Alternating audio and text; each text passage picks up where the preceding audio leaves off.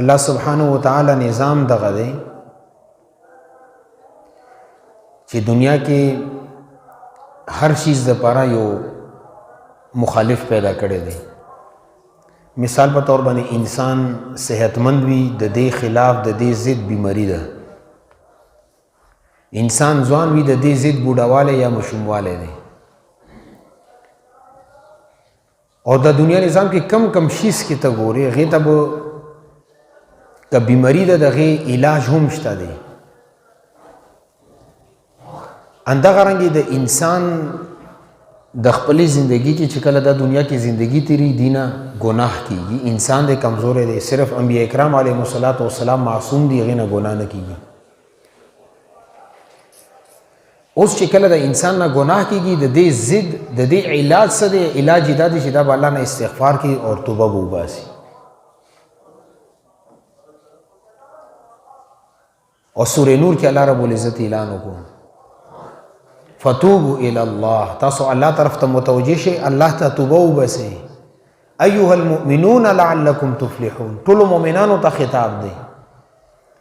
او دیو فرمیلو چې ایها المؤمنون لعلکم تفلحون، فلاح تړلې په دې توبې سره دی، استغفار سره دی. کم سړی دا غواړي چې زه فلاح ته ورسم، دا بغیر د توبې او بغیر د استغفار نشي رسیدلی. دا به د خپلې زندگی کې خامخا توبه وباسي، استغفار به کوي، هغې نه پس به دې ته فلاح او کامیابي ملوي.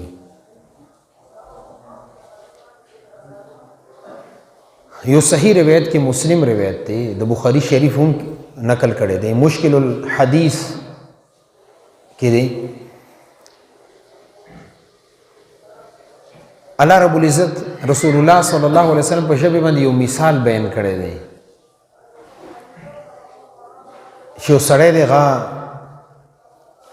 ځنګل کې سفر کې روان دی، نو ورسره یوه اوښه ده، سوالی ورسره ده، هغې باندې د دې خوراک د دې څښاک د دې څومره ضرورت دي هغه په هغې باندې تړلي دي.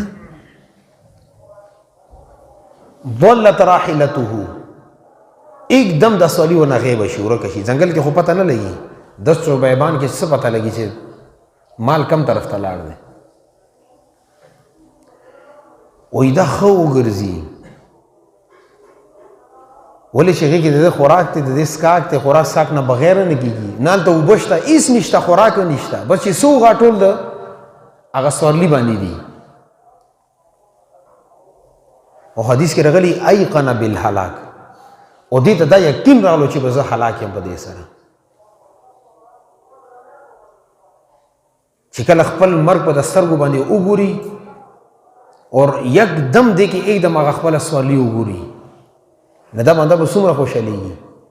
رسول الله صلی الله علیه وسلم فالله اشد فرحا من هذا العبد، د دې بنده نه هم زیات الله رب العزت د خپل بنده په توبې باندې خوشحالیږي چې کله دا الله طرف ته متوجه شي.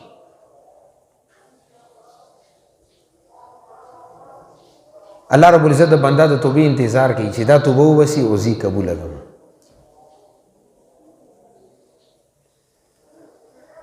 او بل یو روایت کې راغلی دي چې کوم نه علماو د صلات توبه مونځ 2 رکعته استدلال هم کړی دی. رسول الله صلی الله علیه وسلم فرمایي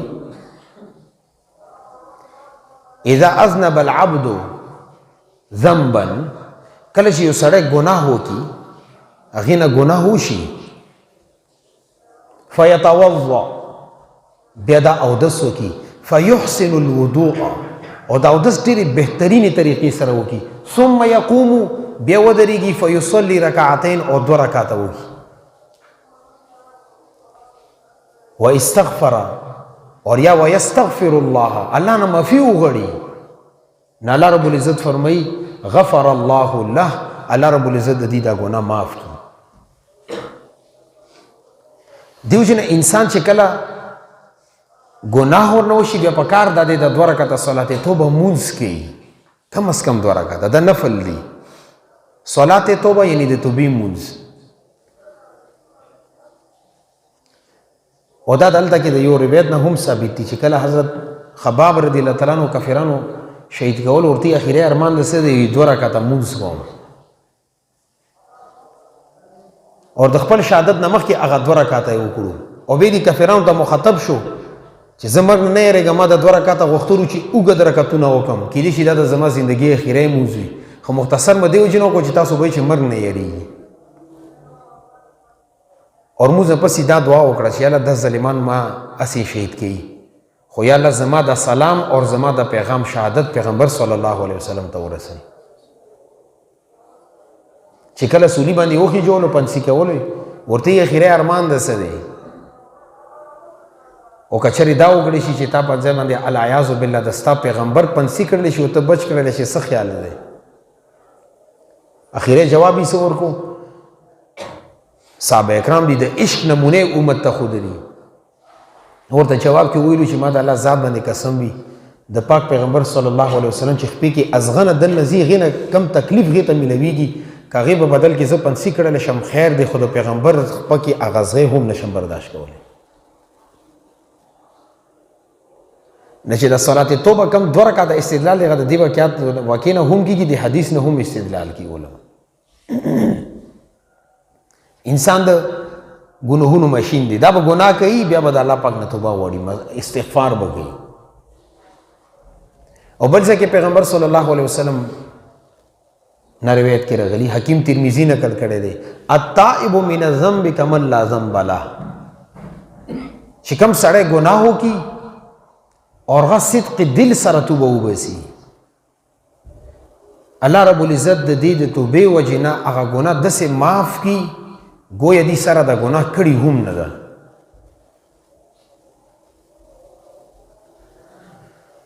او بل یو مرسل روایت کې دا راغلی دی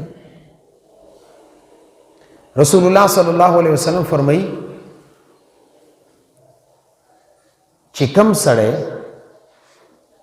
خپل ګناهونو باندې خیمانه شي اور الله طرف ته متوجه شي او ځان سره دا فیصله وکړي چې الله ما دا ګناه کار کړی ما ته کول نه و پکار او بیا توبه استغفار شروع کړي نه حدیث کې راغلی رسول الله صلی الله علیه وسلم فرمایي چې یو سړی سخت تږی دی اور اوبو پسې ګرځي او چې سولي نه راڅنګې ښکته راشي एकदम اوبو ورته میلاو شي یا د چینا ورته میلاو شي یا کویې میلاو شي یا تیارې اوبو میلاو شي دا څومره خوشحالېږي یو دی خوشحالي ذکر کړي دویم هغه سړی چې هغه بې اولاده دی مونږ اصطلاح کې ورته کونډ رنډ ویلی کېږي یاره اولاد یې نشته غریب اور هغې ته دا ریپورټ میلاو شي چې ستا بچي نه ملي نه به کېږي ډاکټرانو ورته ووایي او دې ته एकदम الله رب العزت اچانک اولاد نصیب کړي دا به څومره خوشحالېږي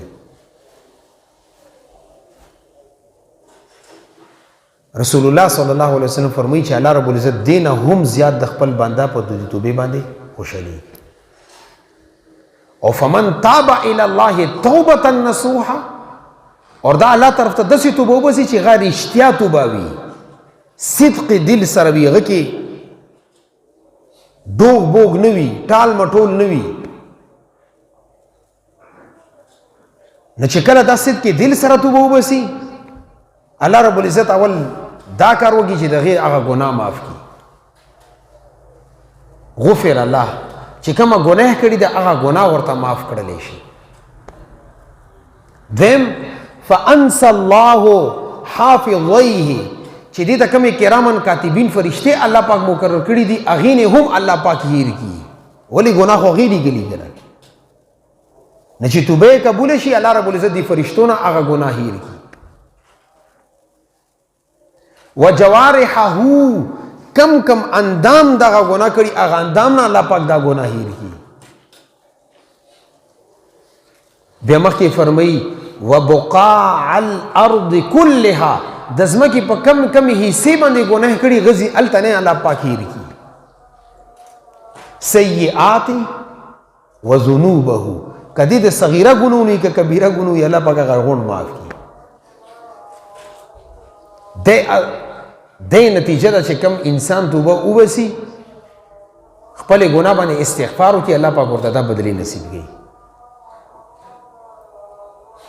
او بل یو روایت کې راغلی دی رسول الله صلی الله علیه وسلم فرمایي د مسند احمد روایت دی کنز العمال نقل کړي، نورو کتابونو هم نقل کړي. پیغمبر صلی الله علیه وسلم خپل امت ته اعلان کړي، یا ایها الناس توبوا الی الله، ای خلکو تاسو الله طرف ته متوجه شئ او توبه وباسئ، الله نه معافي وغواړئ. فوالله ما د الله ذات باندې قسم وي، انی لاتوب الی الله کل یوم 100 مره، ما د الله ذات باندې قسم وي چې هر ورځ زه هم الله رب العزت ته 100 ځلې توبه وباسم. دا د پیغمبر صلی الله علیه وسلم مزاج دی چې د هغې ذات په باره کې زمونږ دا عقیده ده چې هغه معصوم دی. نبوت ملویدو نه پس پیغمبر نه صغیر کبیر ګناهونه نه کیږي، معصوم عن الخطا. اجتهادي خطا کیدلی شي، خپل اجتهاد باندې یوه مسله بیان کی او هغې باندې هم اجر دی، خو چې کم کار ته ګناه ویلی کیږي هغه پیغمبر نه نه کیږي. د پیغمبر ذات نه ګناه نه سرزد کیږي، ولی ګناه کول عیب دی، اور که دا عیب پیغمبر ذات کې راغلو نه پیغمبر بیا نبوت نه پتی کیږي، ځکه الله رب العزت معصوم عن الخطا کړي. نه چې کله پیغمبر 100 ځلې ورځې کې استغفار کوي، یا الله نه معافي غواړي، الله ته توبه کوي، نو ما او ستا بیا څه حیثیت دی؟ د امت ته د دې خبرې تعلیم ورکړی دی چې کله معصوم ذات 100 ځلې استغفار کوي، بیا امت باندې هم لازم دی چې دا د استغفار کوي.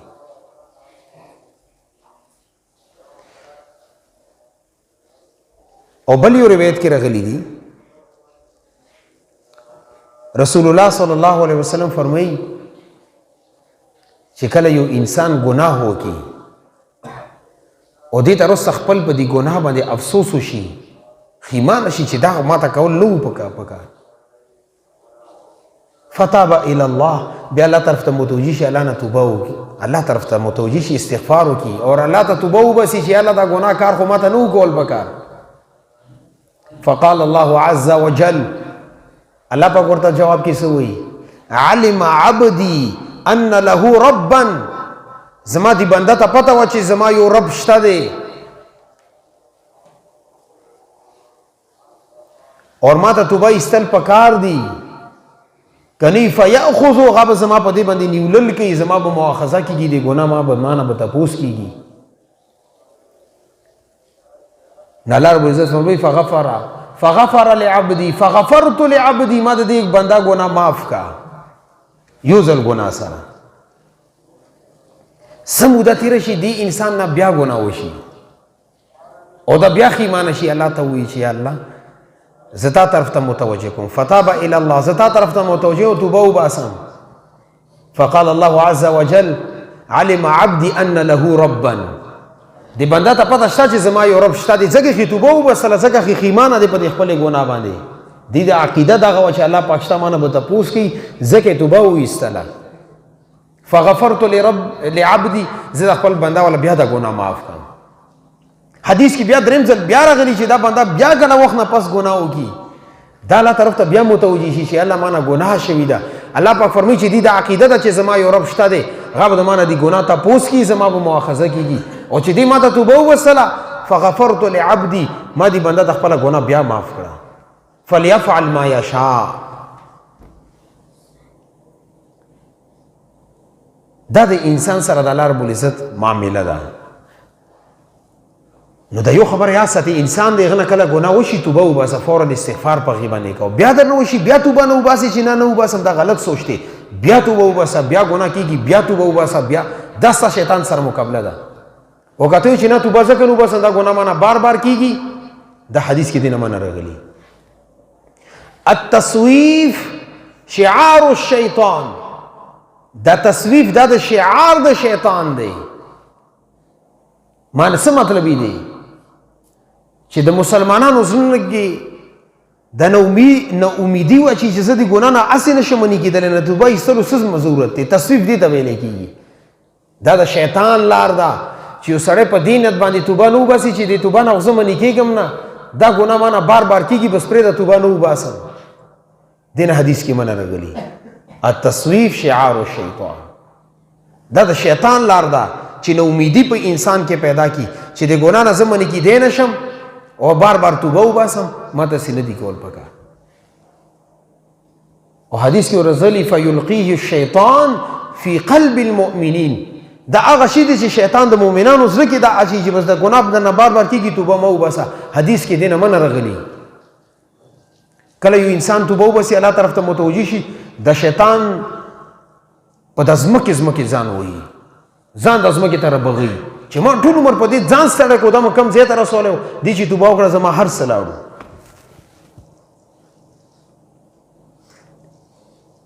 او بل حدیث کې راغلو رسول الله صلی الله علیه وسلم فرمایي ان الله يقبل التوبه، الله رب العزت د بنده توبه قبلوي، توبه العبد، د بنده توبه هغه وخت پر الله پاک قبلوي ما لم یغرغر، چې څومره پورې د دې غرغره نه وي شروع شوي. کله چې انسان اخري وخت کې دنیا نه انتقال کوي رخصتیږي نه دی د ساه کې خاص قسم ته आवाज پیدا کیږي چې هغې ته عربي کې غرغره یغرغرو غرغره ویلې کیږي، اردو کې ورته غرغره ویلې کیږي، مو پښتو کې مختلف الفاظو سره د دې تعبیر کیږي. خو چې کله دغه الفاظ आवाज په داخله باندې راغلو بیا الله پاک ورباندې توبې دروازه بند کړي چې اوس توبه نه قبلېږي. او بل یو روایت کې راغلی چې د توبې دروازه ټولو انسانانو ته کولاو ده، او روایت کې راغلی چې هغه دروازه الله پاک اسمانونو کې پیدا کړې ده او د هغې اوږدوالی او اوچتوالی اویا کاله مسافت سره دی. دې کې بندګانو ته دا ښایي چې ما د توبې دروازه دومره غټه کولاو کړې ده، خو ته خو توبه وباسه که نه. دا توبې دروازه هغه وخته پورې کولاو دی، دا دروازه به هغه وخته پورې کولاو وي چې څومره پورې ما لم تغرب الشمس من مغربها، چې څومره پورې د انور د مغرب نه نه راختلی. کمې سهار باندې د انور د مغرب نه راوختلو هغه ورځې باندې دا دروازه بند کړلی شي، بیا د چا توبه نه قبلي. هغې نه مخکې درته موقع ده. اوس انسان دوه حالتونو سره، یا به قیامت سره ختمیږي یا به په خپل مرګ باندې ختمیږي. چې خپل مرګ د تراغلو بس تا باندې قیامت قایم دی که دنیا کې هر څه نه تاسو کار دی ورسره، ته به خپل اعمال سره اوس مخامخ کېږي. ستا د قبر زندگی ده، حشر زندگی ده، هغې زندگی تیاری هغې ته که تیاری کړي خو بیا خو څه پریشاني نشته. که پریشاني که تیاری د نه کړي بس بیا پریشاني ده. کم سړی مړ شو قامت الساعه علیه، په هغه باندې قیامت قایم دی. ته څه تپوسونه کوې قیامت په کله راځي؟ د خلک عجیب عجیبه تپوسونه کوي قیامت په کله راځي. زور دی چې کومه ورځ د خپې وټکولې دنیا نه لاړې به دا ستا قیامت دی، بس تا نور سره قیامت سره څه کار دی؟ دغه د انسان زندگی ده. خو چې کوم علماء کرامو د توبې لپاره شرایط ذکر کړي دي نو هغه دا چې توبې دپاره مسلمان دپاره اول نمبر باندې صحیح عقیده پکار ده، توحید، رسالت پیغمبر صلی الله علیه وسلم اور بعد الموت دا بنیادی عقاید دي چې دا عقیده وي بیا توبه وباسي بیا الله پاکي توبه قبلوي. اور که یو سړی د بت ته سجده لګي او ځان ته مسلمان وي او توبه وباسي دغه توبه شریعت کې معتبر نه ده، نه قبلي. کافر سړی چې مسلمان شو کافر لپاره هم دا شرط چې دی مخکې کفر زمانه کفر کې چې کم شرک کړی دی کم بد اعمالي کړي د کلمې ویل نه پس هغې نه به توبه وباسي استغفار به کوي.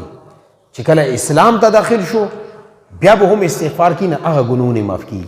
خو که اسلام کې داخل شوی دی بیا هم بت ته سجده لګوي توبه وباسي دا توبه شریعت کې بیا معتبر نه ده. بیا توبې درې زمانو سره تعلق دی.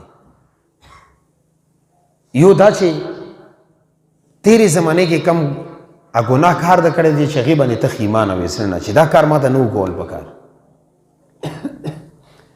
دویم چې کم حال سره د دې تعلق دی پریزنټ سره هغه دا چې دې وخت کې ته ګناه کې مبتلا هم نه وي.